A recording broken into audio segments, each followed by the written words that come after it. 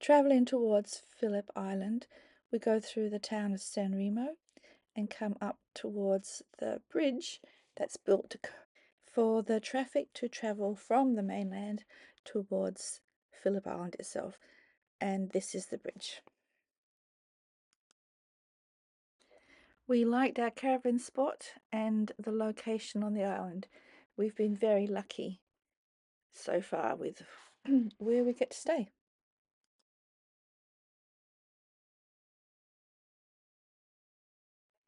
Quite near to where we were staying was the National Vietnam Veterans Museum, and we took a visit there. There was a lot of interesting memorabilia and actual items from the war, like these planes that you see on the front.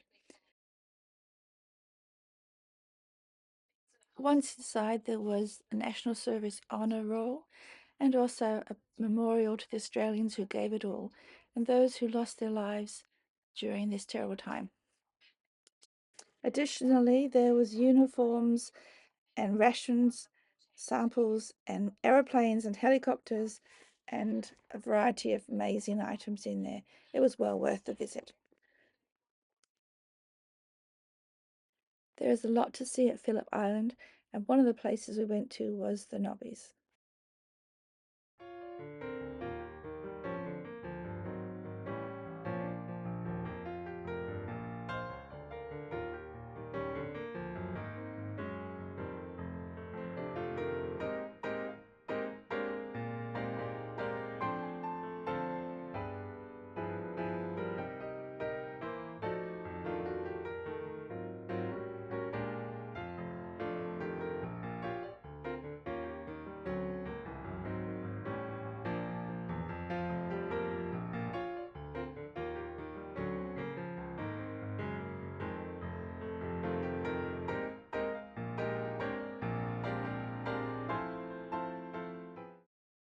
This is where I got the chance to take photos of the first of many wildlife, a Cape Barren goose, and then this lovely wallaby, which we got to film just by the car park.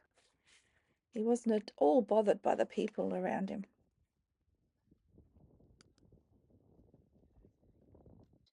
This is one of many walkways that we encountered on our trip, allowing people the opportunity to walk over rough terrain and get closer to the sites that you actually want to see and to be able to get good shots. It is great to be able to get closer and have a good view.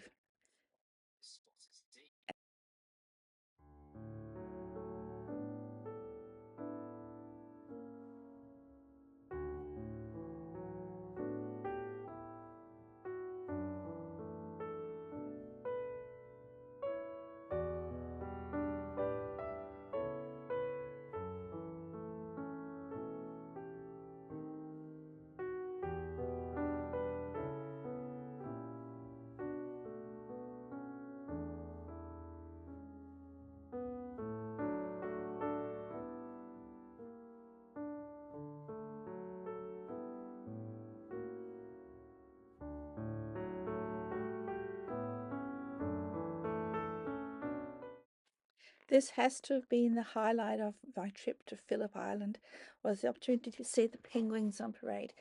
We arrived nice and early so that we could get a good look at the displays in the penguin house, and they've done a really good job of emphasizing and highlighting the penguins. We had a bite to eat and then we went down to the beach to wait for the dark and for the penguins to arrive. It was a bit of a long wait because we were early, but it was lovely. Then eventually we saw something like this. The pictures that I'm showing you are ones that they provided because they asked you not to take photos, and so we didn't, but they do give you these lovely photos to share. And this is baby chicks at the nesting, and this is an adult in the nesting boxes. The next day, as we were travelling along, I caught sight of a penguin on the side of the road where I didn't think it should be. Gordon didn't actually believe me, but we went back and had a look, and there was this little fellow just standing there, obviously a chick, all alone, and we were concerned, so we called the Victorian Wildlife, but before they could get to us, Gordon flagged down a Phillip Island ranger who took the little fella in a box to the animal hospital for further checkup. We have since found out that he is doing well and will be returned to the colony and probably has done so already by now. But it was good news to be able to help him. And this is a little memento we bought to remind us of the day we met Lucky.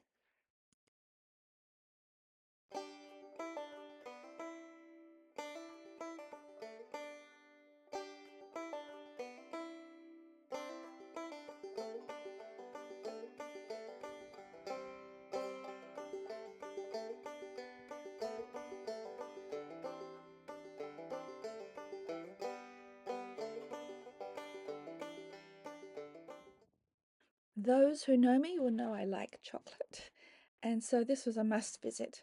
But Gordon had given me $50 for rescuing Lucky, so of course I had to make use of that, and I may have bought some of these items.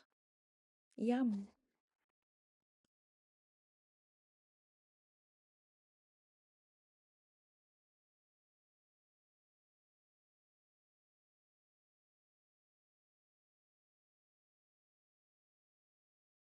Just a short walk from our camp was the shore, and this is low tide, and when it's low, this is this marshy, soft, grassy kind of area that you sunk into slightly as you walked along.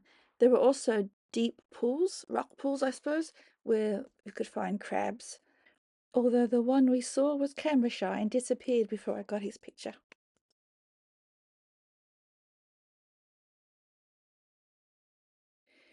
We also visited the Koala Conservation Reserve, and this is where we saw some more of the wonderful wildlife. Here's a wallaby just hanging around. And then also, with a great deal of looking because they like to hide, there were koalas in the trees.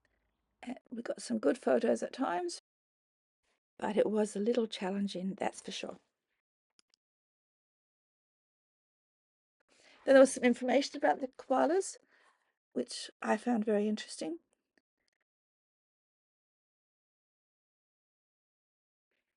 This is the male koala. He was the easiest to see as he was down on one of the lower branches, having a good old nap. Apparently, koalas sleep for about 20 hours a day, so therefore you don't really get to see them moving around much.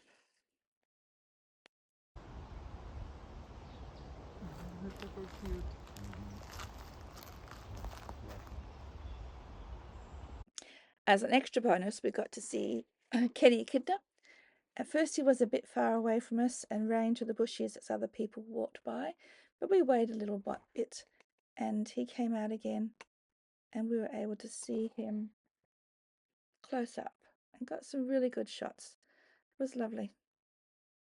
We also saw plenty of birds, some in the wild and some that were in captivity at the centre. There was also the wallaby out in the car park, another one. And these are the rabbits that ran around freely at our camp, along with quite a few of these birds.